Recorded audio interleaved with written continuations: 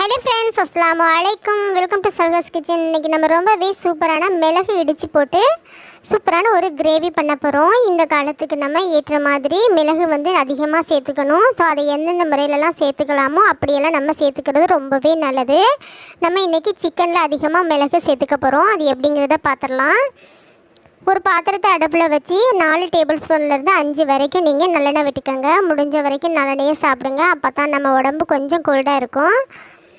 பெரிய வெங்காயம் ஒரு 3 வெங்காயம் எடுத்து நீட்டாக கட் பண்ணி போட்டிருக்கேன். இதை ஒரு கண்ணாடி பதத்துக்கு வந்தால் போதும்.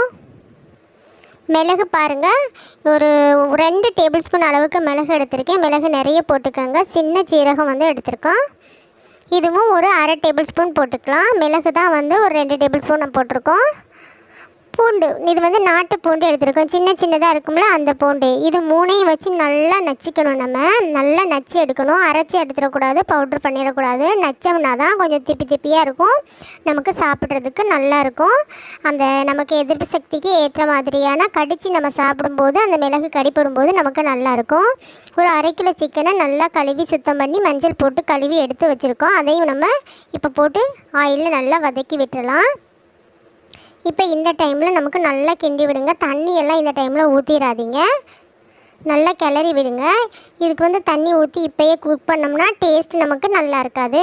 மஞ்சள் தூள் ஒரு 4 பிஞ்ச் அளவு போட்டுக்கலாம். சால்ட்டு இதை நல்லா போட்டு மிக்ஸ் பண்ணி நம்ம சிக்கன் நல்லா குக் பண்ணுற அளவுக்கு கொஞ்சம் கிண்டி விடலாம்.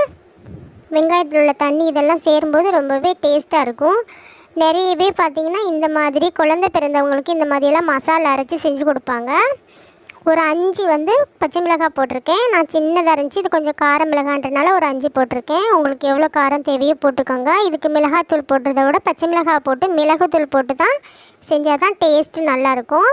குழந்தை பிறந்தவங்களுக்கு அப்படி தான் கொடுப்பாங்க. ஒரு 2 தக்காளியை குட்டி குட்டி பீஸாக கட் பண்ணி போட்டு நல்லா வதங்க விட்டுடலாம். இதுக்கு மிளகாய் தூள் ஆட் பண்ணாமல் இருந்தாலே ரொம்பவே நல்லது. நம்ம வீட்டில் எல்லோரும் சாப்பிட மாட்டாங்க. ஆனால் குழந்தை பிறந்தவங்களுக்கு இந்த மாதிரி கொடுத்தீங்கன்னா வயிற்றில் உள்ள புண்ணு ஆறும். ரொம்பவே எதிர்ப்பு சக்தி அதிகமாக இருக்கும். மிளகுல பால் ஊறுறதுக்கு ரொம்பவே ஹெல்ப்ஃபுல்லாக இருக்கும். இப்போ இதை நம்ம மூடி வச்சிடலாம். இதை கரெக்டாக ஒரு 5 நிமிஷத்துக்கு நம்ம மூடி வச்சிடலாம். மூடி வச்சோன்னே தக்காளி, வெங்காயம், சிக்கனில் உள்ள நீர் மட்டும்தான், இன்னும் எக்ஸ்ட்ரா தண்ணி ஊற்றவே இல்லை. இப்போ நச்சு வச்சுருக்க மிளகு, சின்ன சீரகம், பூண்டு இது எல்லாத்தையும் போட்டு நல்லா கிண்டி விட்டுறலாம். இது நாங்கள் வீட்டிலையே அரைச்ச மல்லி மசாலா. இந்த மல்லி மட்டும் கிடையாது, இதில் மல்லியில் நிறைய பொருள் போட்டிருக்கோம். சோம்பு, மிளகு, கடலைப்பருப்பு இது எல்லாமே போட்டு நாங்கள் அரைச்சி வச்சுருக்கோம். இந்த வீடியோ கூடிய சீக்கிரமே மல்லி மசாலா எப்படி அரைக்கிறதுங்கிற வீடியோவை நான் அப்லோட் பண்ணுறேன். இது எல்லாத்தையுமே போட்டு நல்லா வதக்கி விடுங்க. நல்லா சிம்மில் வச்சு குக் பண்ணுங்கள். சிம்மில் வச்சு குக் பண்ணோம்னா தான் நமக்கு டேஸ்ட்டு நல்லாயிருக்கும். குழந்தை பிறந்த தாய்மார்களுக்கு இந்த மாதிரி செஞ்சு கொடுத்தீங்கன்னா அவங்க வயிறு புண்ணு ஆறதுக்கு ரொம்பவே யூஸ்ஃபுல்லாக இருக்கும். இந்த மசாலா எல்லாம் சேர்த்துருக்குது நம்ம வீட்டுக்காக செய்கிறதுனால நான் கொஞ்சமாக மிளகாய்த்தூள் ஆட் பண்ணியிருக்கேன். ஆனால் நீங்கள் குழந்தை பிறந்தவங்களுக்கு இப்படி செஞ்சு கொடுக்கணும்னு நினச்சிங்கன்னா கொஞ்சம் மிளகாய் காரத்தை நீங்கள் கம்மி பண்ணிக்கிங்க. அதுக்கு பதிலாக நம்ம மிளகு, பச்சை மிளகாய் சேர்த்துக்கலாம். அதிகமாக காரம் சேர்த்துக்கிட்டா நல்லா இருக்காது. ஓகே ஃப்ரெண்ட்ஸ், பாருங்கள் ரொம்பவே சூப்பரான ஒரு கிரேவி நமக்கு ரெடி ஆயிடுச்சு. இதில் கரெக்டாக ஒரு 1/4 டம்ளர் அளவுக்கு தண்ணி ஊற்றிருக்கேன். அதிகமாக தண்ணி விடலை, ஏன்னா சிக்கன் வேகிறதுக்காக விட்டுருக்கேன். அவ்வளோதான். இதை ஒரு 2 நிமிஷத்தில் கரெக்டாக செட் ஆயிரும். இதை ஒரு 2லேருந்து 3 நிமிஷம் வரைக்கும் நம்ம நல்லா மூடி விட்டுறலாம். மூடி விட்டோன்னா அது நல்லா குக் ஆகி நல்ல ஒரு கிரேவி பதத்துக்கு நமக்கு வரும்.